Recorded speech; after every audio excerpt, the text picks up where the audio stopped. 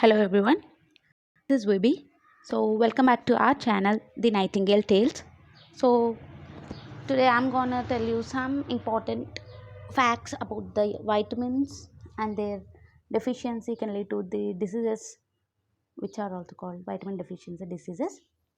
So before getting started, so I want to make a request to every one of few people who are watching this video. Please subscribe our channel, The Nightingale Tales. So guys, we are putting our best efforts to provide you these videos. So please subscribe and like and share our videos with your friends whom you think this video will be useful for. So let's get started.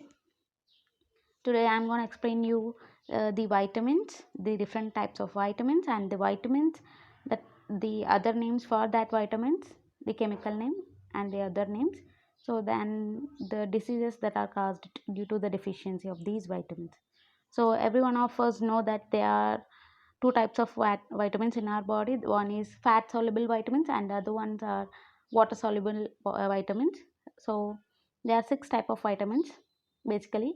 So vitamin A, B, C, D, E and K are the six vitamins of our body that are essential for human body for the metabolic processes to go on.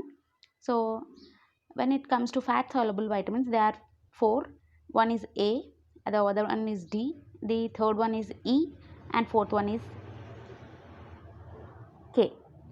So I'll explain it here. A, D, E, K are fat soluble vitamins. So B, C, vitamin B and vitamin C are water soluble. So I think you got my point, right? So vitamins are divided into two types. They are for fat soluble vitamins and water soluble vitamins. A, D, E, K are considered to be fat soluble vitamins. B and C are called water soluble vitamins. So remember this, guys. So if you take B and C in more quantities in your food, like vitamin, if you have been taking vitamin B foods or vitamin C rich foods more than the required quantity for your daily limit, then there will be no problem because there will be no toxosis if we take in larger doses of vitamin B and C, because they will, however, they will excrete in urine as they are water soluble vitamins. So never take these vitamins A, D, E, K in excessive doses or excessive limits, because they can cause toxicity to your body, because as they are stored in fats, they are converted into toxins if they are reached to an excessive limit, or if they have crossed limit in your body. So you can take B and C as much as you want, because even if the vitamin B and C gets over the limit, or the gets into excessive limit in your body, these vitamins get excreted in your body through urine. So there will be no problem such as toxosis or overdose of these vitamins. So let's get started. One is retinol. So the retinol is name given to vitamin A. So retinol is another name given for vitamin A. So sometimes they may be asking you question like what is the other name for vitamin A. So you can answer it as it is retinol. So these are the list of the diseases that can arise due to the deficiency of vitamin A. The first one is night blindness. We obviously know some people, earlier it is to be there, this condition is to be there in India mostly, but this has been reduced in the past few years because everyone is becoming aware and getting the vitamin A prophylaxis and doses of vitamin A in the national immunization schedule. So vitamin A deficiency can lead to night blindness. So night blindness is nothing but the person who is affected with this condition cannot see the colors in the night time, so he gets blinded. Next, conjunctival xerosis. The conjunctiva of eye gets affected. Next is Bitot spots. It is also a deficiency of vitamin A. So keratomalacia, it is also a deficiency disease of vitamin A and xerophthalmia. So every disease condition is related to every deficiency disease. These 5 deficiency diseases are related to only one organ in body, that is eye. So if you are a vitamin A deficient patient, or if you are vitamin A deficient human being, then obviously the main part that gets affected in your body is eyes. So this is what happens when you take vitamin D in minimum range. So obviously you need to take within limit, or obviously you should take your daily dose of vitamin A, so that you won't get affected with these diseases. So according to national immunization schedule, get your child vaccinated who is less than 5 years within a gap of 6 months. So every year there will be 2 doses for the kids under 5 years of age. So next question.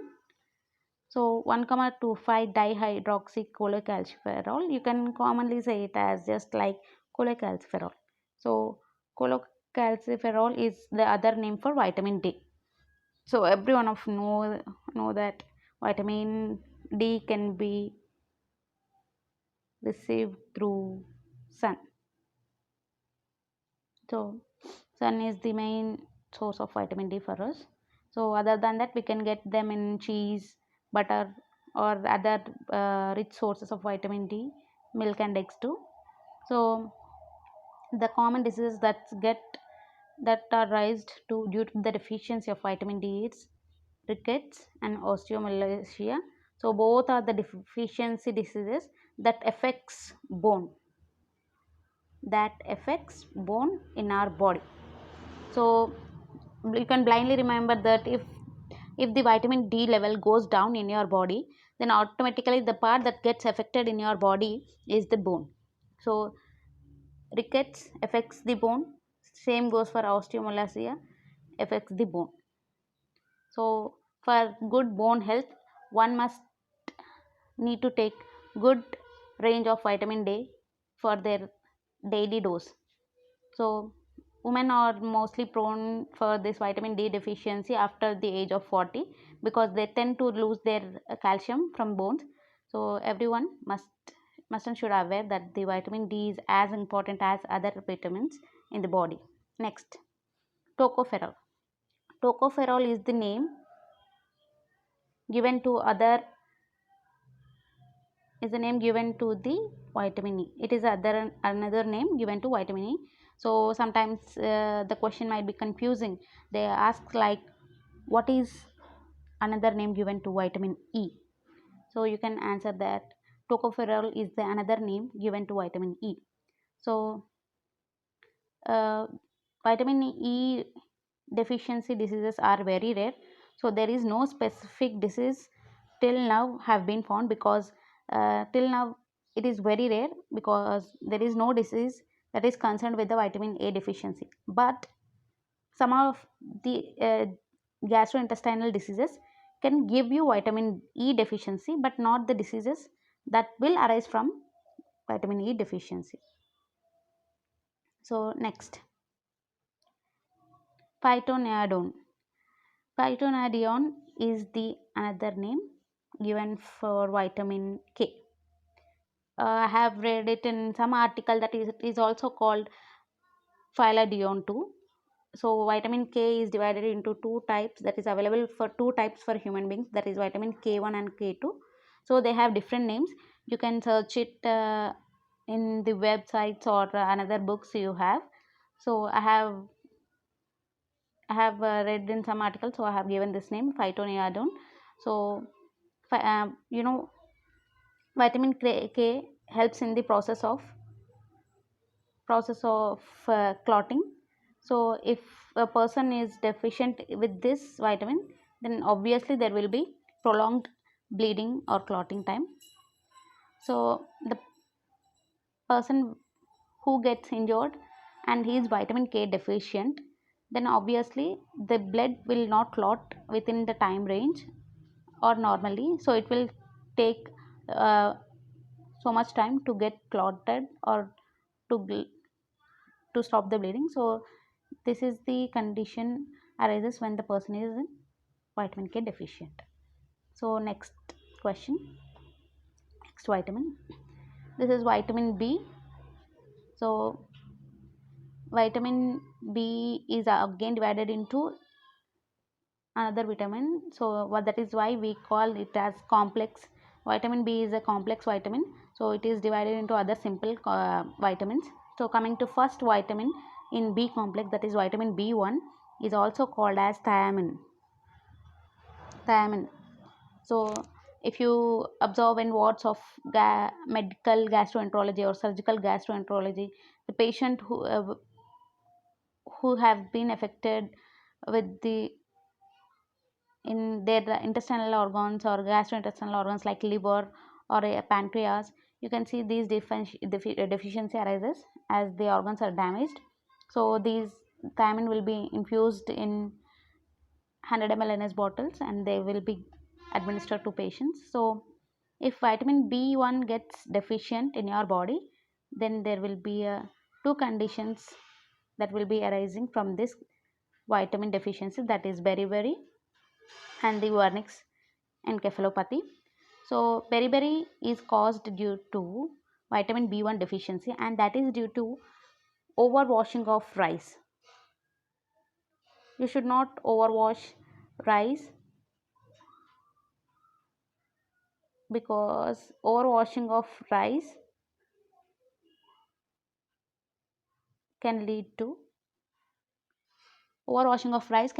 a loss of vitamin B1 vitamin, that is thiamine. And if you drain away that overwashed rice water, then there will be a deficiency condition called beriberi. So Wernicke's encephalopathy affects the brain. So be sure with this new term, it might be a new term for you, many of you guys. So be aware of the word Wernicke's encephalopathy. So coming back to second vitamin of vitamin B complex, that is vitamin B2, which is also called riboflavin. So deficiency of this condition, this vitamin gives rise to a condition called angular stomatitis, and angular stomatitis is affects the gums of the oral mucosa. So vitamin B2 deficiency, that is riboflavin deficiency, affects the gums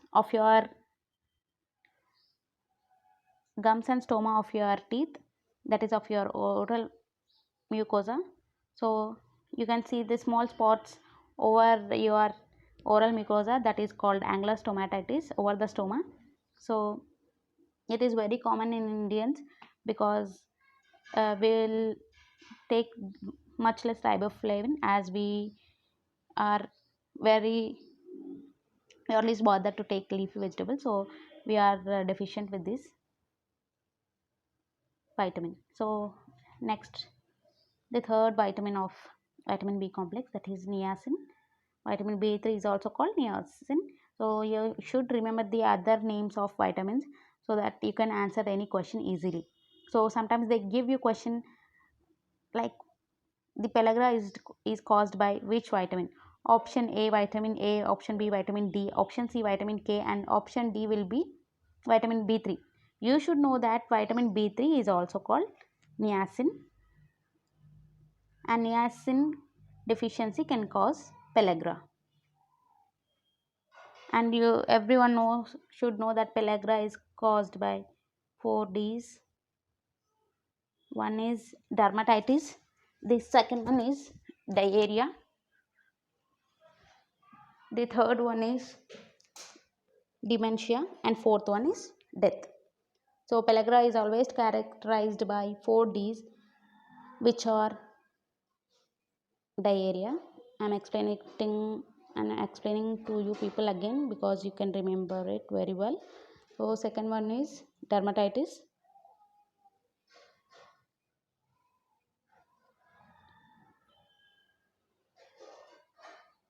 third one is dementia. Dementia is nothing but degradation of your memory, that is a psychiatric condition too. So fourth one is death. So deficiency can lead to death. Remember this, guys. So niacin can cause a condition called pellagra, and pellagra can be characterized by 4Ds, that is diarrhea, dermatitis, dementia, and in rare cases it might lead to death too. So remember this, guys. This might be another question for you in exams. Characterize what are the symptoms of pellagra. So these are the clinical manifestations, that is diarrhea, dermatitis, dementia, and death. So next one. So another vitamin in B complex, that is vitamin B5, which is called pantothenic acid. Pantothenic acid deficiency is rare, and it cannot, and there is no specific deficiency disease is reported till now. So but you should remember there is a vitamin called pantothenic acid in vitamin B complex, that is called vitamin B5. Next one, vitamin B6. So vitamin B6, we are very familiar with this vitamin. It is also called pyridoxine, and its deficiency can cause peripheral neuritis. So the nerve endings that gets affected due to the deficiency of this pyridoxine. You can also get question like this: the main side effect of isoniazid. I think you people might know this. Isoniazid is also a TB drug. A TB drug. So a person who is affected with the TB is given this drug to take. So this isoniazid side effect is peripheral neuritis. So a person who is on this drug, who is a TB affected client and who is on isoniazid, must and should take the supplements of pyridoxine, so that his nerves won't get affected. So every time the TB patient who is on isoniazid must and should also take this pyridoxine supplements, so that his nerve endings won't be affected.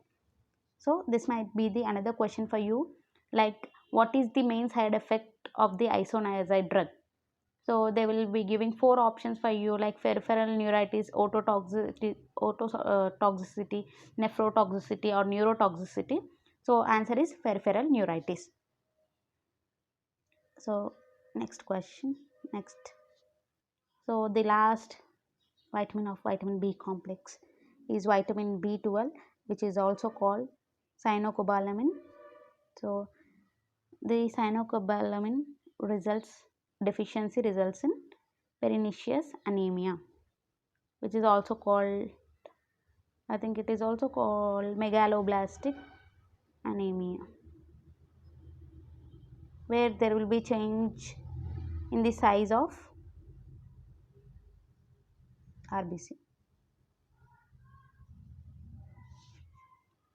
So vitamin B12 is also called cyanocobalamin, and the cyanocobalamin deficiency results in pernicious anemia and megaloblastic anemia. So remember this, guys. Next, the last vitamin C, which is also called ascorbic acid. This is one of my favorite vitamins, as it controls every function of the body, and it adds more health to your body. So vitamin C is also called ascorbic acid, and ascorbic acid deficiency can lead to condition called scurvy. What is scurvy? Scurvy is nothing but bleeding gums. Scurvy is characterized by bleeding gums. So the main characteristic features of a scurvy is bleeding gums. If you get image based questions like person with bleeding gums is shown on the paper, and asks you question like in which of the condition this symptom arises. So option A is scurvy, option B anemia, option D, like they'll ask you four different options. The correct answer will be scurvy. Scurvy is mainly characterized by bleeding gums. So next, so this is all the video, this is all for today guys. Thank you for watching. Don't forget to subscribe our channel, the Nightingale Tales. So this is the only page, only channel for our nurses. So I request every nurse to support and help us grow daily. Thank you for watching. Have a good day. Bye.